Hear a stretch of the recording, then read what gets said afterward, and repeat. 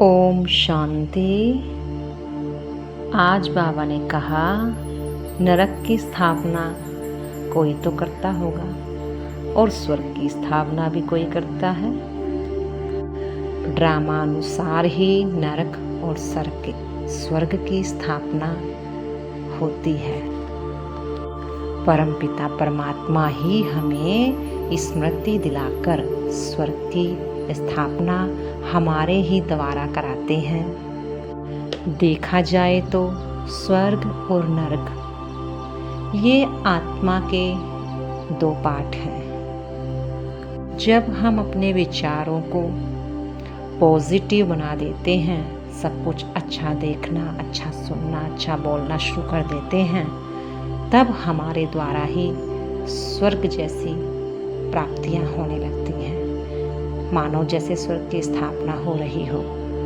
और जब हम बुद्धि द्वारा नेगेटिव सोचते हैं, नेगेटिव देखते हैं, नेगेटिव ही बोलना शुरू कर देते हैं, तो आत्मा के द्वारा ही नरक की स्थापना होने लगती है। जीवन जैसे नरक जैसा बनने लगता है।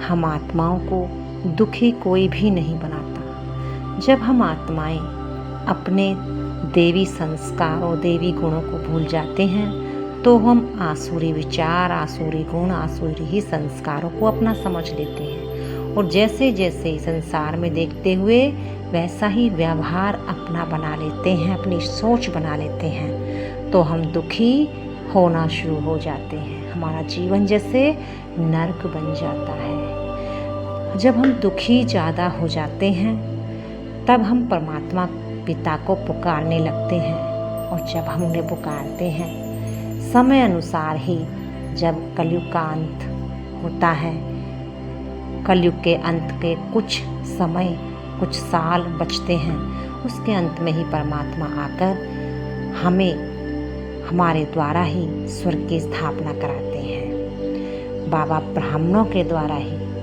पहले ब्रह्मा को रचते हैं, फिर ब्रह्मा से ब्राह्मणों को रचते हैं, उनके द्वारा ही स्वर्ग की स्थापना कराते हैं। ब्रह्मा अर्थात माँ, क्योंकि पालना करने वाली हमेशा एक माँ जरूर चाहिए। इस देवी संस्था, देवी दुनिया की पालना करने वाली भी ब्रह्मा माँ कहलाई। कहते भी हैं मन से हारे हार है, मन से जीते जीत, मन चंगा तो कटौती में गंगा। ये सब यही इशारा देते हैं कि जब हमारी आत्मा की स्थिति बहुत अच्छी होती है तो हम कितने अच्छे और खुश, हैप्पी हो जाते हैं, और जब हमारी मनोस्थिति गिर जाती है तो हम कितने दुखी, अशांत और परेशान, क्रोधित हो जाते हैं। ये सारा मदार आत्मा पर है। आत्मा की जब चढ़ती कला होती है तो वो सबका भला करने लगती है। चढ़ती कला का मतलब ही है जब वो परमात्मा के ज्ञान गुणों का सिमरन करने लगती है, तो उस आत्मा में भी परमात्मा की शक्ति, परमात्मा से ज्ञान, शक्ति, गुण प्राप्त होने लगते हैं और उसकी चढ़ती कला होने लगती है। और जब उसकी चढ़ती कला होती है तो सर्व आत्माओं की चढ़ती कला होती है। गुरु ग्रंथ में भी कहा गया है, चढ़ती कला तेरे भाने सर्वदा भला। यानी जब आत्मा की चढ़ती कला होती है तभी अनेक आत्माओं की चढ़ती कला होती है। प्रकृति की भी चढ़ती कला, पशु पक्षी सबकी चढ़ती कला होती है। क्योंकि गिरने की कला भी कहाँ से शुरू हुई? मनुष्य आत्माओं से। मनुष्य आत्मा गिरे तो वस्तु, पदार्थ, प्रकृति, पक्षी, पशु, जानवर सब गिरती कला में आ गए।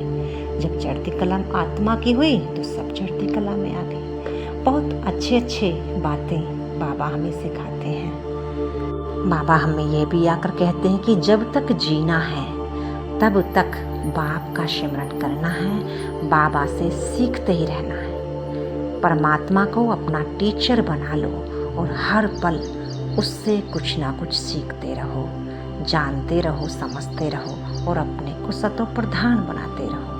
क्योंकि जब तक जीना है तब तक बाप से वर्षा लेना है, पढ़ना है और अपने को सुख स्वरूप बनाना है। क्योंकि जितना हम सुखी रहेंगे, हम